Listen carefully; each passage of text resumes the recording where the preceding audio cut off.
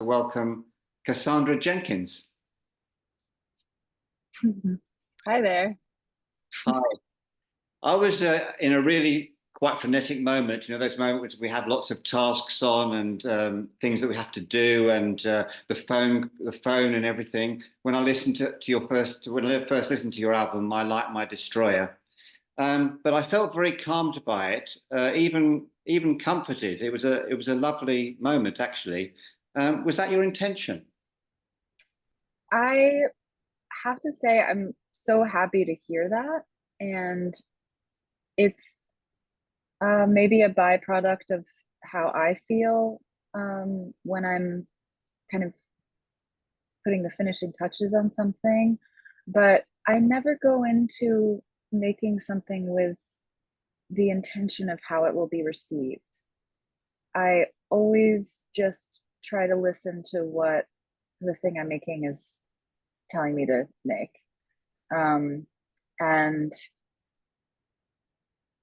having it be a calming resource in someone's life is a wonderful, yeah, again, like a byproduct of the creative process. And I'm just glad that that is how it comes across. I mean, uh, I think my intentions in general are to put work into the world that is not going to bring any harm. I always just want to make things better. So like my general intention for life is like make things better, not worse.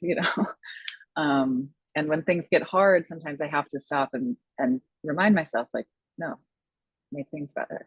Just make things better. Well, I think it's a gift, really, the album. It's a Thank gift. you. Yeah. I was particularly transfixed by your song, Mhm. Delphinium Blue, uh, Cool. which I've actually had on repeat. What was the inspiration behind that?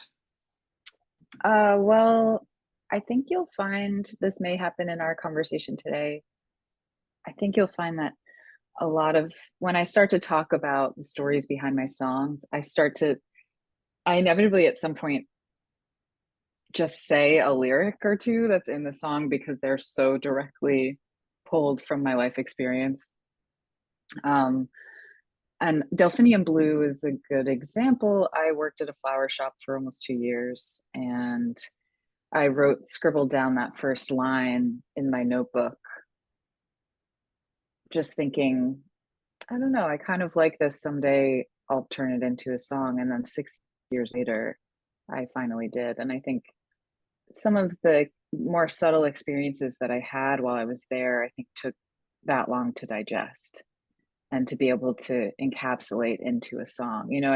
I think 6 years is a really long time, but then when you think about the past 4 years and what we've all been through collectively, there was a sort of arrested development in terms of my personal life and my creative life, in order to survive a lot of things. So I was finally able to revisit some of my older ideas or just ideas that hadn't been fully fleshed out come 2023 after really resting from tour that was on the tails of a lot of isolation and all of that. So it may seem like a long time, but these sorts of things have their own timeline. I like the kind of what might be called the tension in the song between the idea of keeping your chin up, you sort of, keep going, and then count the cash, this kind of practical side of things. Uh, Yeah. Well, I think that they're one and the same. It's sort of like I had a sort of monk-like existence there. That's how I sort of saw it. Was I You might be doing menial tasks, but they might seem menial, but they I think are actually very helpful to getting through life, processing life, appreciating what's going on around you, but having these, you know, just very repetitive things. I remembered one day I was in the basement stacking and cleaning ceramics because that's a big part of.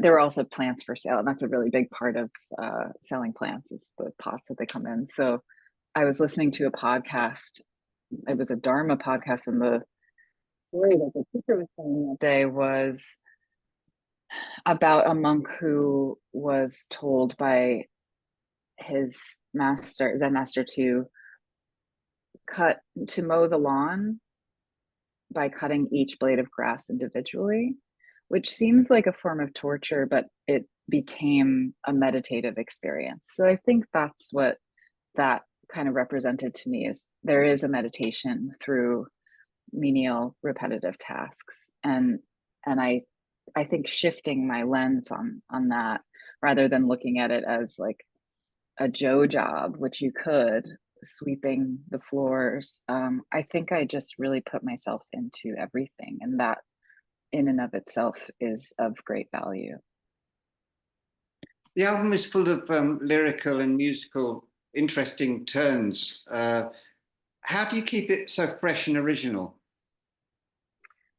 Well, I worked with a lot of new collaborators on this one, and I think that has a lot to do with it.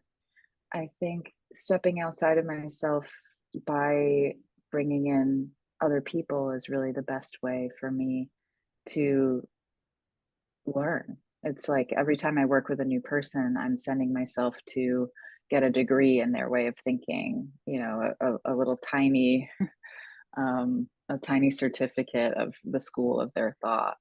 And that's really how I look at a lot of my collaborations. Is I'm I wasn't necessarily trained in a lot of this stuff, but this person has spent their life perfecting their craft, and they have a lot to teach me. So in working together, hopefully we can help each other grow and keep each other sort of on our toes and fresh in a good way.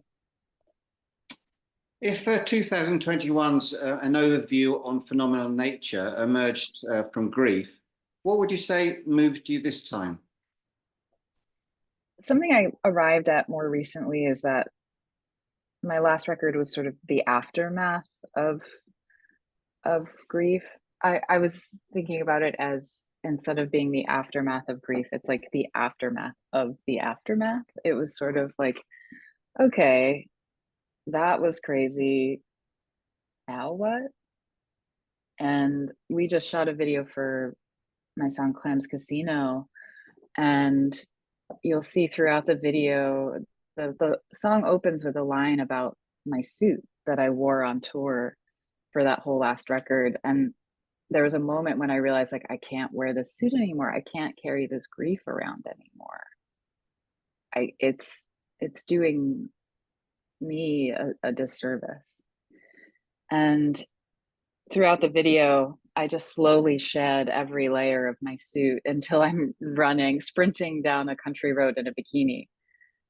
And that made me realize I don't really know what's next. I just know that I needed to move into a next phase of my life. And I did that without replacing it with another suit or a dress or an astronaut suit. Like I didn't have a plan for what would be the next way to encase my work and myself and in the world, but I knew that I needed to keep moving. So it's a sort of vulnerable, I feel exposed in a lot of ways. Um I feel vulnerable knowing that I'm being pretty open about the fact that I don't really know what's next, and I don't really know what I'm doing here. uh, and I explored that feeling. I couldn't find any information online in Equipboard, for example, about your musical instruments. Which do you play on the album?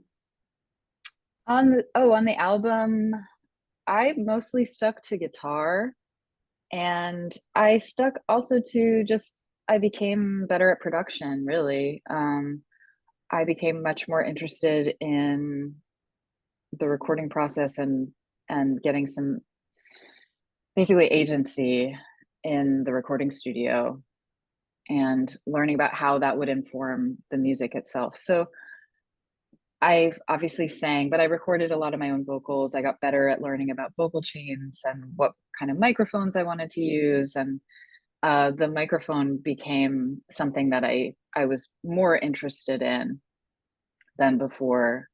And then guitar, yeah, I think, but I when people ask me what I do, like if I meet a stranger on a plane or something, I tell them that I'm a songwriter and I'm a band leader.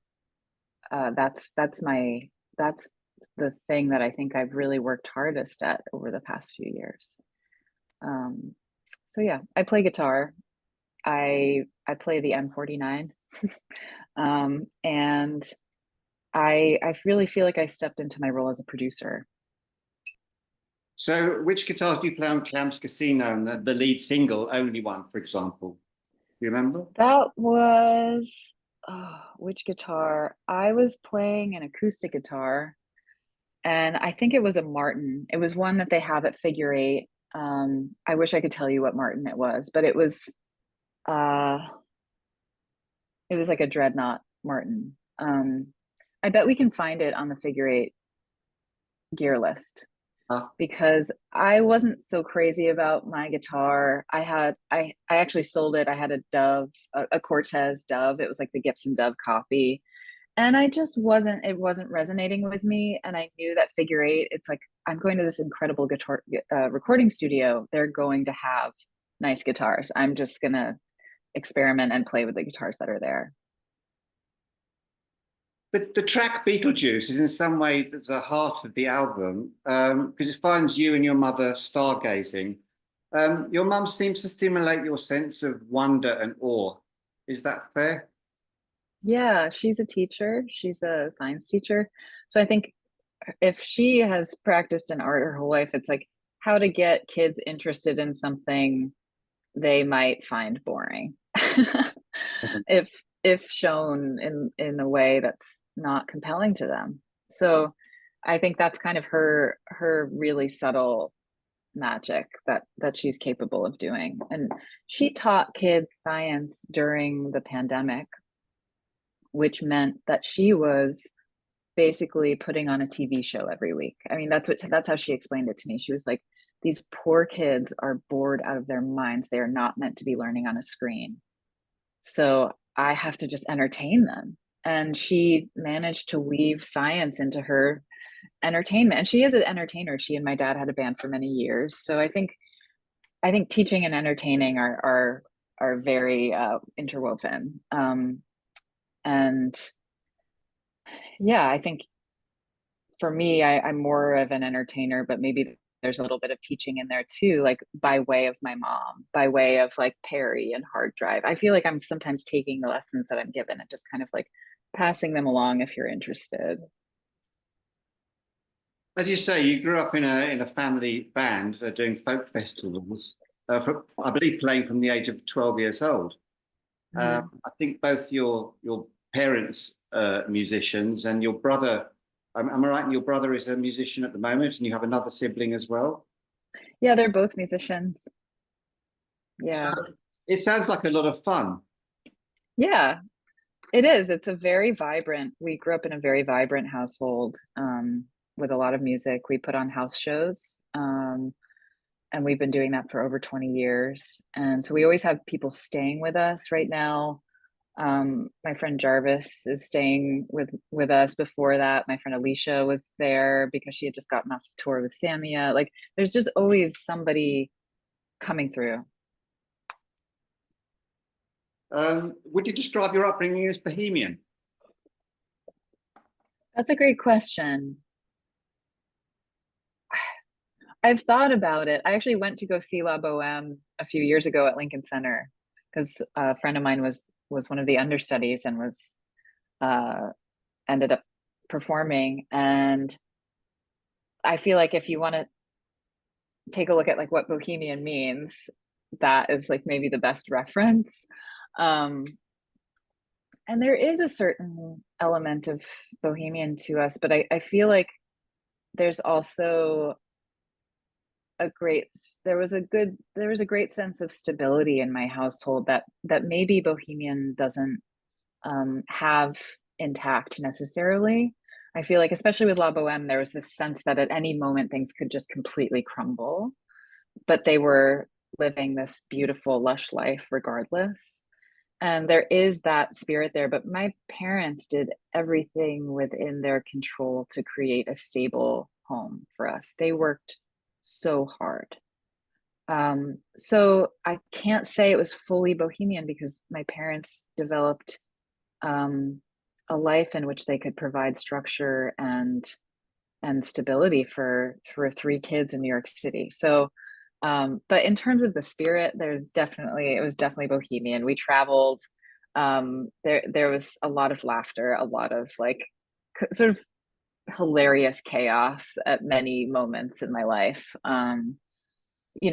Getting pulled over by the cops once on our way to a music festival and them asking us if we were the Beverly Hillbillies, and it was like, that's fair. There is a banjo sticking out of one of the car windows. Like, this is, Von Trapp family meets the Beverly Hillbillies meets, I don't know, something that we occupy in our own right. But um, it was funny.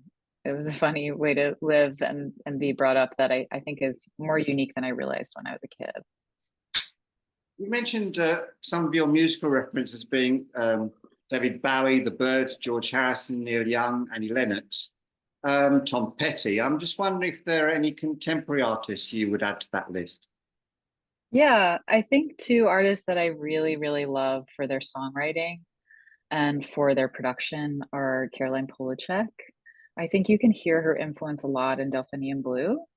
There's a sort of spaciousness to a lot of her arrangements on her last album that I'm obsessed with her last record, especially. Like, I just think it's so original and incredible. And obviously, just as a performer, she's such a force. And then I also really love Aaron Main's songwriting and his playfulness with lyrics and arrangements. And I think, I don't know if it's evident in a lot of my music, but just his approach to lyricism is something that I really like. And then Cass McCombs is another one of my favorite living songwriters. I mean, I could go on, like Lucinda Williams, um, all my friends, like in all of, I mean, Palehound is a good example. My friend Jesse French, like Adrienne Lenker, like all the people that have circled around me in the Brooklyn music scene are probably the greatest influence on me, more than Tom Petty.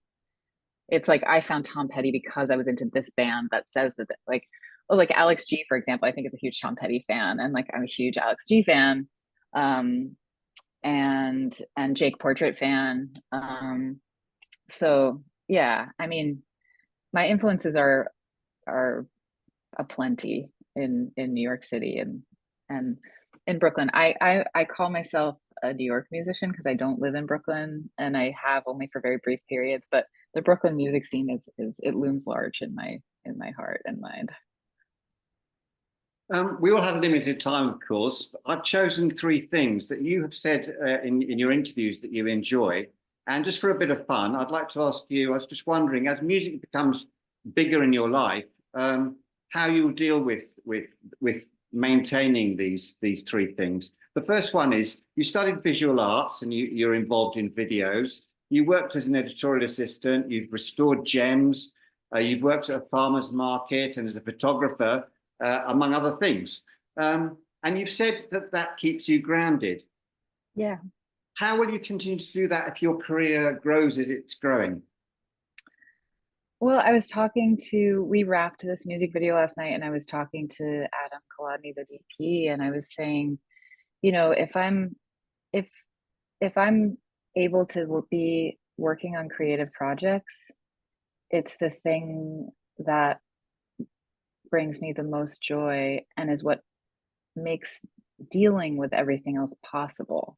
If I open my inbox, I just it just becomes like a cyclone of stress. But as soon as I start working on a creative project, in this case, we were making a music video, I am so fully present for that, whether I like it or not. Like, I should probably be worrying about the cyclone of emails a little bit more. But when I'm on set, that's all I'm thinking about. And that's such a gift. So if I can maintain a creative practice through all of it, that's that's the thing that helps me maintain. So it's more about like, how do I make sure that I have enough creative work amidst the grunt work required for being a musician? Um, and how do I quiet the sort of multimedia nightmare of being alive today? And yeah, I mean, it's having a creative practice is the thing that helps me um, stay grounded too. But I still work at the farmers market. I love doing it. I love talking to my community members. I love cooking. Cooking is such a grounding experience too. And if I'm coming home from the market with a bounty of beautiful organic vegetables that I've never cooked with before, like that's a creative art as well, I think. So yeah, I just don't want to fall into the trappings of the pressure that I think all of us feel to optimize our lives in this way that is maybe not actually optimizing our potential um, of being a human being on Earth. So I think I'm trying to be in dialogue with that, but you know, I'm a little stressed right now. There's a lot on my plate. I'm doing my best. Bless you. The second one was you already mentioned that the house parties with the touring musicians was one of your favorite places to play. And I'm wondering if you can continue to do that. The house Yeah. parties? Yeah, well, during the summer it gets too hot. We don't have enough air conditioning to save us all from like blistering heat. So we pause from June until September. Come September, if there's one on the books and I know I'm going to be home, I do everything in my power to be there. And my parents, it's like, it's something that I prioritize in my life. And my parents usually ask me to play a song or two. And I just really look forward to those. And it's also not a bad commute. As you may know, just from some of the interviews I've had over the past few years, I live at home with my parents, with my family. So uh, it doesn't beat having the party come to you. Like there's nothing that beats that. So I getting to kind of have a big party in my house and then wander downstairs to go to sleep at night is like just such a wonderful feeling. The third thing is you've said that you love a little bit of chaos in your life. You like being open um, to strangers, having new experiences, getting lost. Yeah, Are you going to yeah. be able to continue to do that?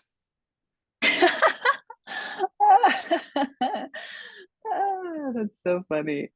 Um, well, yeah, that's a great question. I like the challenge that you've offered me. And I will see that challenge and I will rise to the occasion. Um, I think there is this element of like when someone says to me, there's no way you're going to pull this off, there is something inside of me that's like, oh yeah, watch me. And I might fall apart a little bit in the process, but that's definitely where I'm at right now. I I didn't have the budget nor the time to do a music video, but I had the vision and I was just like, we're gonna do this. And yeah, I think that involved bringing a lot of chaos into my life over the next 2 days. But there's also a family reunion happening and uh, gear drop offs in multiple states. Like it's chaos, but it's fun. And I think working with people who have a similar spirit is paramount to that. And working with people who love what they do as much as I do is paramount. So yeah, I think again, like I just need to keep building time for creativity and channeling as much of the chaos into that as I can. Um, so yeah, chaos isn't a problem if there's a channel. But finding that channel can be hard sometimes. So wish me luck. I do. Wish me luck. I do. You've now got a big, after the album launch, a big tour coming up, world tour, really, US, Canada, Europe. Um, is there anything special you look forward to about this tour? For touring, um, yeah, I haven't been to Europe to tour really since 2022, and at that time it was so far from being fully opened up. You know, I was inviting people back to concert venues, some of them for the first time in years. And that was an incredible experience, but it was also very difficult. And I'm very much looking forward to somewhat more of an ease of travel and ease of movement through borders, and getting to enjoy it more. I think there was so much stress in those tours that I was kind of constantly in survival mode, to be honest with you. And I think not a lot of people are aware of that, how stressful touring was in 21 and 2022. But 2024, 2025, we don't know what's coming, but I do feel this hope that I can enjoy it more. Well, Cassandra, the best of luck with your album launch and your tour. I knew it would be a pleasure speaking to you, and it has been. Thank you so much for your Thank time. you. Thank you. So great to meet you. Bye bye. Take care.